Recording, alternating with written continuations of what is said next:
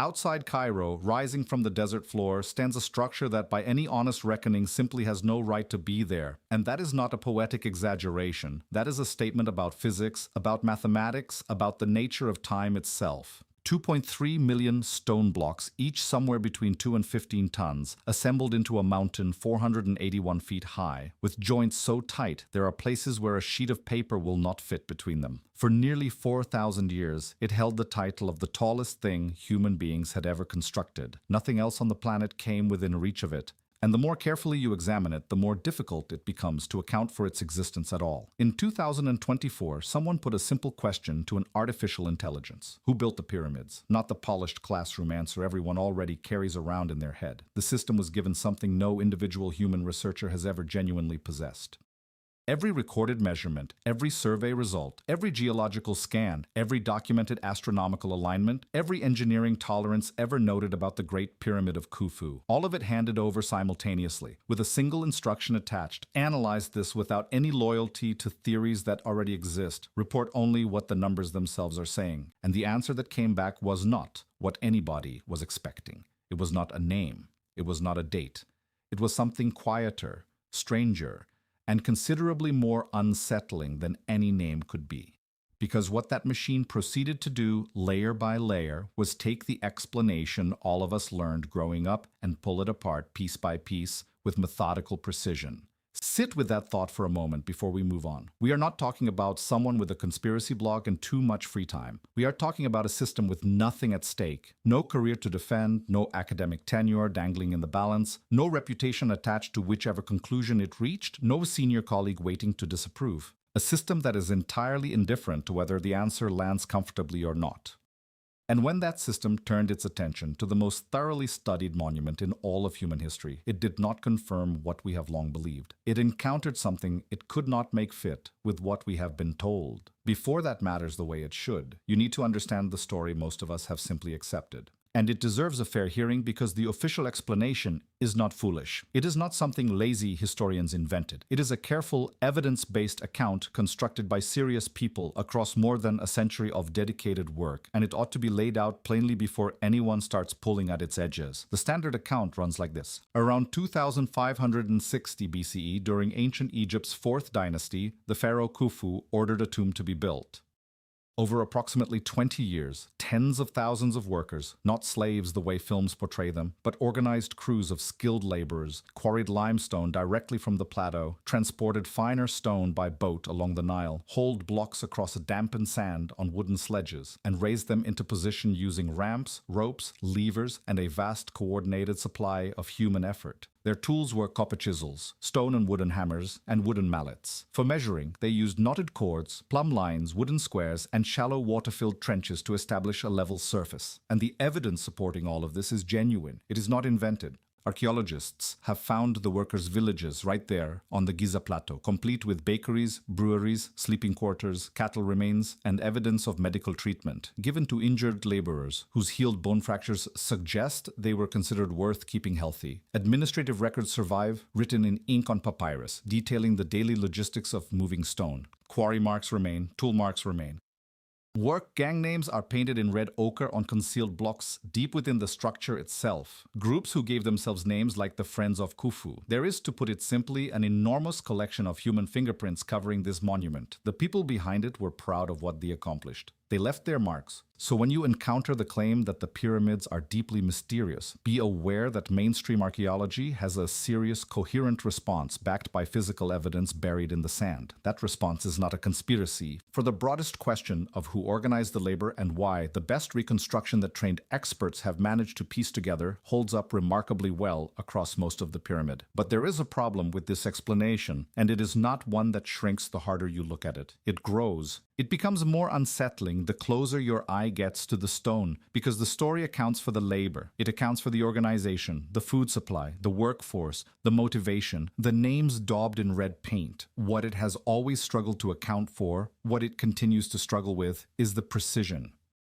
The story tells us who hauled the stones into place. It does not adequately tell us how those stones were cut, fitted, leveled, and aligned to a standard that in several specific and measurable ways brushes right up against the limits of what we can accomplish today using lasers, diamond saws, satellite positioning, and everything 4,500 years of accumulated knowledge has handed us. That is the crack this machine was pointed at. Not the question of muscle, the question of accuracy. Because muscle is cheap and time is patient, and 100,000 people can drag almost anything across the sand if you give them enough rope and enough years. But accuracy is something else entirely. Accuracy is not about effort. You cannot force your way down to a fraction of a millimeter. You cannot sweat your way to an alignment more exact than a modern surveyor achieves. Precision is knowledge. Precision is a record of what the builders actually understood, and it is in the precision, not the scale, not the weight, not the workforce, that the numbers begin to behave strangely.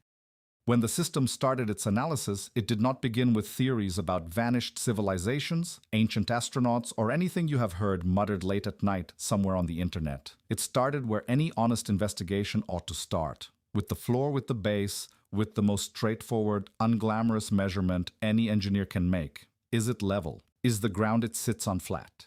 And the moment the machine examined that single, unremarkable figure, the comfortable version of history began, very quietly, to come apart. Because the base of the Great Pyramid is not roughly level. It is not approximately flat. Across a footprint stretching more than 230 meters on each side, a platform broad enough to lay several football fields across, the entire foundation is leveled to within just over 2 centimeters. 2 centimeters of deviation across the length of 2.5 football fields. That is a flatness of roughly 9,000ths of 1%.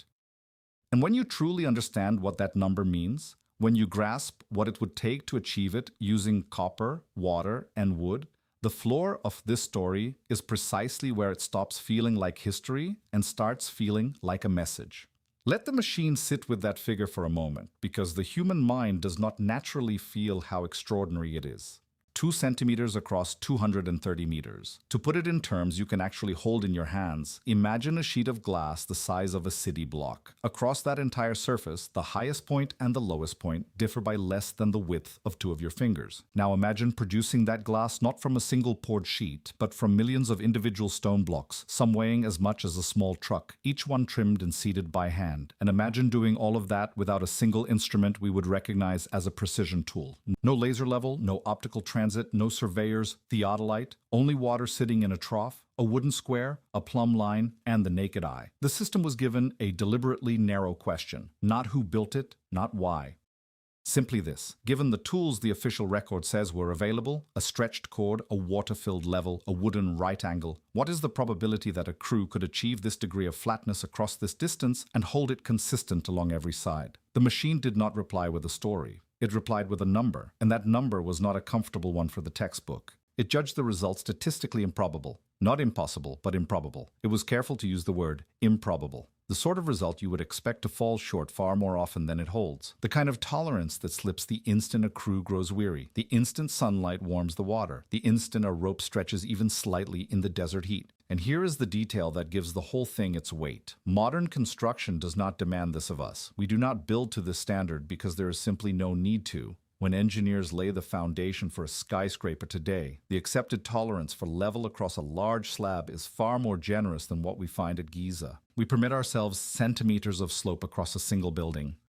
And nobody loses any sleep over it, because a building does not care whether its floor tilts by a finger's width over 100 meters. The structure holds, the elevators function, and no one ever notices. By the standards we actually apply, the foundation of the Great Pyramid is roughly 10 times more precise than it has any practical reason to be. Sit with that for a moment. The builders did not simply meet a demanding standard. They surpassed the standard that modern engineering considers more than sufficient for a structure that by every account was built to serve as a tomb. Why? That is the question the floor begins to raise. And it is a question that will trail us through everything that follows. Because precision is expensive, every additional fraction of accuracy demands more time, more skill, more remeasuring, more rejected stone, more labor poured into something that appears to serve no functional purpose whatsoever. A tomb does not require a foundation flat to 0.009%. The dead have no opinion on slope, so the precision was not about function, which leaves only 2 possibilities. Either it was unintentional, an accidental byproduct of methods so refined that this level of accuracy simply fell out of them naturally, or it was entirely the point. Either the builders could not avoid being this accurate, or they were deliberately trying to communicate something through it. The system did not settle between those options just yet. It simply noted the anomaly, recorded it, and moved forward, the way a careful investigator marks a detail that does not fit and makes sure not to let it go. And the moment attention lifted from the ground and turned toward the orientation of the structure, the way this vast and immense mass sits upon the desert, the direction it faces, the second number appeared. And the second number was, if anything, more unsettling than the first. Because the Great Pyramid is not merely level, it is aimed. Its four sides do not face roughly toward the compass points. They face true north, true south, true east, and true west, and they do so with an accuracy that is difficult even now to discuss without dropping your voice. The deviation from true north falls somewhere around 3 arc minutes. 3 arc minutes. 1 arc minute is 1/60th of a single degree. The full sweep of the horizon all the way around you is 360 degrees, 21,600 arc minutes. And across that entire span, the builders of this monument missed perfect north by approximately 3 of them. They were off by an amount so small, you could not see it, you could not feel it. You would need an instrument just to detect the error at all. And you have to understand what true north actually is, because this is where things become genuinely strange. True north is not what a compass points to. A compass follows the magnetic pole, which shifts, which wanders, which is never fixed in place. True north is geographic north, the actual axis around which the entire Earth rotates. There is no rock marking it, there is no landmark to follow. To locate it, you must read the sky. You must watch the stars rotate through the night and find the still point around which all of them turn, the silent pivot of the heavens. Then you must bring that invisible point in space down to a line scratched into the sand. And then you must keep that line straight across 230 meters of active construction without letting it drift even slightly. The system flagged this immediately. This is not the kind of accuracy a civilization stumbles upon by chance. This is the kind of accuracy you achieve today with a survey-grade transit, with satellite positioning, with the careful correction of instruments that would not exist for another 4,000 years. And then the machine did something no textbook ever quite manages. It asked why anyone would need this at all, because a tomb has no reason to face true north. A temple does not either. A monument built to honor a king's greatness requires no alignment more precise than what a modern surveyor could produce. An alignment that would have meant nothing to those who witnessed it. An alignment so incredibly fine that no human eye could appreciate it and no ceremony could ever rely upon it. The precision goes far beyond its purpose. It overshoots every explanation we are able to offer.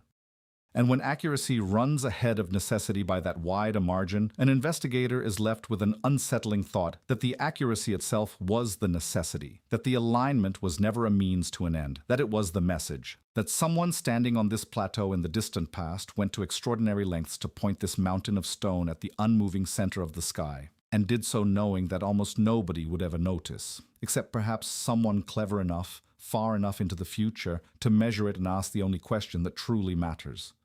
The machine asked that question, and the next number it uncovered began to provide an answer. That number lived in geometry so simple a child can sketch it, and yet so out of place here that mathematicians have debated it for 200 years. Walk all 4 sides of the pyramid's base, measure the full distance around the bottom, then take its original height, the height it stood before the centuries stripped away its capstone. Divide the first by the second. The result is not a neat whole number. It is not something you would ever design on purpose, unless you knew precisely what you were doing. It comes out to roughly 2 times pi, 2 times that endless, irrational number that describes the relationship between a circle and the straight line drawn across it. The number that begins 3.1415 and never stops, never repeats, never resolves. The base perimeter relates to the height the same way a circle's circumference relates to its radius. This structure of flat planes and sharp edges, of triangles and squares, has a circle concealed within its proportions. And the match is not a loose one. It is not within 5%, or even within 1. The machine measured it at within 0.05 of 1%. Now, the textbook does have an answer for this, and it is a reasonable one, and the system held it up and examined it honestly before moving on. The conventional explanation says this is a product of measurement methods. The Egyptians, it argues, measured horizontal distances by rolling a drum or cylinder and counting its rotations, and measured vertical distances by stacking units of cubits. If you measure the ground with a rolling wheel and measure the height by counting sticks, then pi slips into your figures without you ever learning its name. The wheel handles the geometry for you. You get the circle without ever understanding the circle. It is a tidy explanation. It is elegant, and for a single instance, it holds up well. But the machine was not examining a single instance. It was looking at the entire structure, every dimension it could extract from the surveys, and it found that the relationship did not appear just once in one measurement. It surfaced again at independent points throughout the geometry, in proportions entirely unrelated to one another, points that could not all be a byproduct of the same rolling drum. And the system did exactly what it was designed to do. It calculated the probability. It asked how likely it was for this exact ratio to recur by accident at separate, unrelated points across the design, and the figure it returned was not a comforting one. It was the kind of number that, in any other field, would compel you to abandon the word coincidence and reach for a completely different word: intention. Because coincidence does not repeat itself on demand. Coincidence does not appear wherever you go looking for it. When the same fingerprint turns up again and again in places that share no common cause, you are no longer looking at chance. You are looking at a deliberate choice. And then the machine found a second fingerprint, older and stranger than the first. Pi at least had a name somewhere in the ancient world, even if the Egyptians never wrote it down. This next number did not. It is the ratio we call phi, the golden ratio, 1.618, and continuing forever without end. The proportion that the human eye perceives as beautiful without ever understanding why. The proportion that appears in the spiral of a shell and the branching of a tree and the arrangement of seeds across the face of a flower. It is the number that, as far as written records can tell us, nobody formally described until the Greek geometers committed it to paper, and that moment came more than 2,000 years after the final casing stone was placed upon this pyramid. 2,000 years, the same distance that separates us from the Roman Empire. The golden ratio, according to everything we are actually able to prove, did not exist as a recognized concept when this monument was constructed. It would not come into being for 20 centuries, and yet the machine found it here, and not just once. It found phi in the relationship between the height and the base. It found it in the slope of the faces, in the angle at which the great triangular sides lean inward toward the sky. It found it in the proportions of the internal geometry, in measurements the builders could never have stumbled upon by rolling a drum, because rolling a drum gives you pi, not phi. Phi is a different creature entirely, a different equation, a number you cannot accidentally collide with, the way you might happen upon a circle. The system counted the locations where it appeared, and the figure it returned was at least seven independent dimensional relationships. 7 separate places within the stone, where a proportion that nobody would commit to writing for another 2,000 years sat quietly waiting, encoded in the rock, as though the builders had not only understood it, but regarded it as so fundamental that they wove it through the very bones of the entire structure. And here is where an investigator's unease sharpens into something considerably colder. Because you can argue, if you stretch hard enough, that pi crept in through a measuring wheel, you cannot make that same argument for phi. There is no tool you roll, no stick you stack, no innocent procedure that secretly smuggles the golden ratio into your figures by mistake. Phi has to be known before it can be used. It has to be understood, calculated, deliberately and consciously applied. Finding it in a single dimension might be the kind of coincidence a generous skeptic could overlook. Finding it in 7 places, threaded through height and slope and chamber alike, is not a coincidence any skeptic can reasonably overlook. It is a signature. It is someone leaving their handwriting pressed into the stone in a language that would not be spoken for 2 more millennia. The machine sat with that. It held both numbers side by side. Pi, the circle concealed within the square, and phi, the proportion that by all rights should not yet have existed, and it observed what the two had in common. Both are irrational. Both are infinite. Both represent the kind of profound mathematical truth that a civilization arrives at only through long and patient sophistication. The kind of knowledge that rests near the very summit of what a culture can grasp about the underlying structure of reality. And both of them were here, inside the oldest of these monuments, right at the very beginning, when by every conventional account, the builders were swinging copper chisels and hauling stones across wooden sleds. The mathematics was not rudimentary and still developing. It was already standing at the peak. It was already whole. And the system, turning that realization over, moved on to the next question, following the only direction the evidence pointed, outward and away from the pyramid, toward the size of the planet on which it stood, because the next thing the machine did was take the pyramid's own dimensions and multiply them against a single number. And what came back brought the analysis to a complete halt. It took the height, the original height before the casing stones were stripped away and the capstone disappeared, and multiplied that figure by 43,200.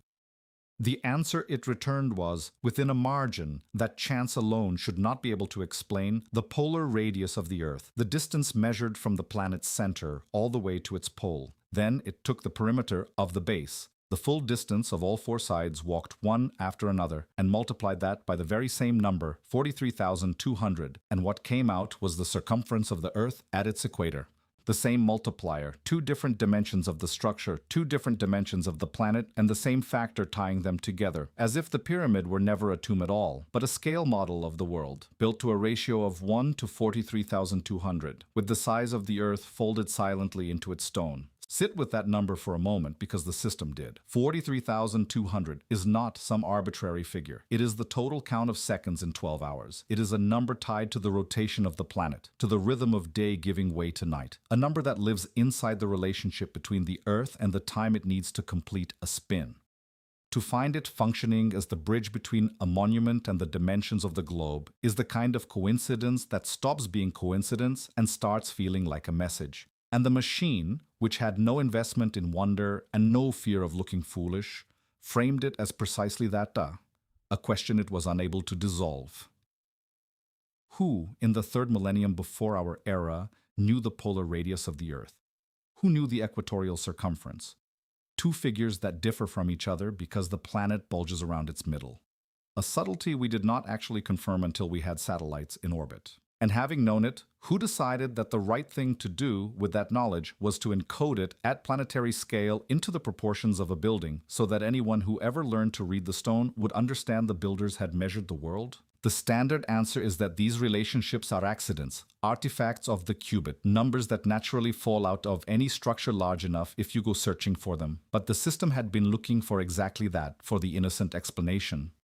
And what it kept encountering instead was a pattern too consistent, too layered, too deliberate to melt away into chance. Precision in the leveling that exceeded modern construction tolerances. Alignment to true north tighter than any ceremony would have demanded. Pi embedded in the perimeter, phi present in 7 separate places. The Earth's own dimensions multiplied out of the height and the base by a number drawn directly from the clock of the spinning world. Any single one of these findings could be argued away on its own. Taken together, they formed one coherent and unmistakable signature, and the machine, weighing them as a unified body of evidence rather than a loose list of curiosities, arrived at a conclusion it stated without drama and without backing down. It did not name the builders. Understand that clearly because it is the most honest part of what it did. It did not say aliens. It did not say a lost continent. It did not gesture towards some vanished civilization and declare them the architects. It did something quieter, and in its own way, far more unsettling. It looked at the conventional explanation: pharaohs, copper tools, wooden sledges, 20 years.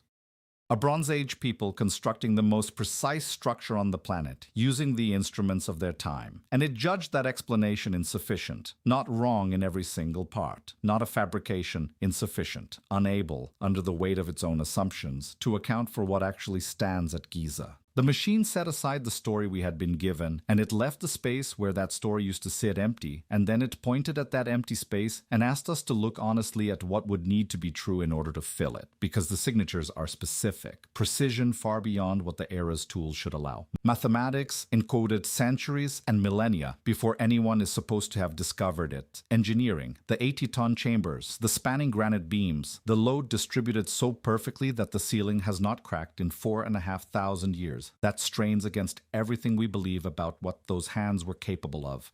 And beneath the entire monument, the weathering on the Sphinx, which whispers of rainfall in a desert that has not seen real rain since long before the pharaohs were ever born.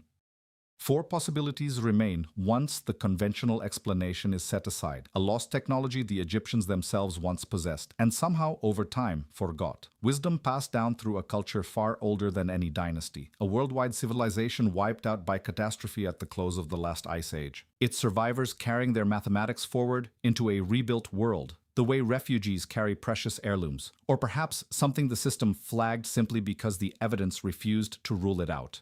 An origin that was never human to begin with. The machine made no choice between these possibilities. Choosing was never the machine's role, and it understood that just as we do.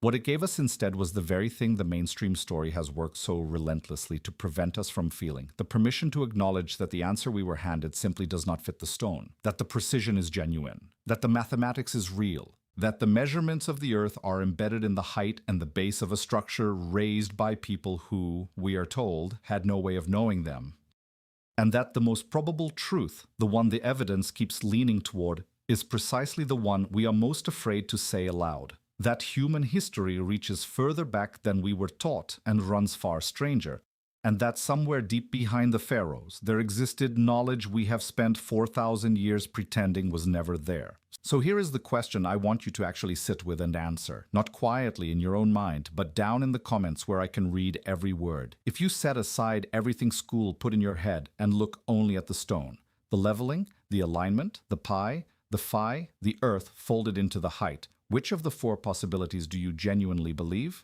Forgotten Egyptian technology, inherited knowledge from a vanished culture, an Ice Age civilization erased from the record, or something that was never human at all? Tell me which one you would defend, and tell me why. And if you want to know which site the machine is being pointed at next, say that too, because the same fingerprint is already beginning to appear somewhere else entirely. And I haven't quite decided yet whether we're ready for what it uncovers.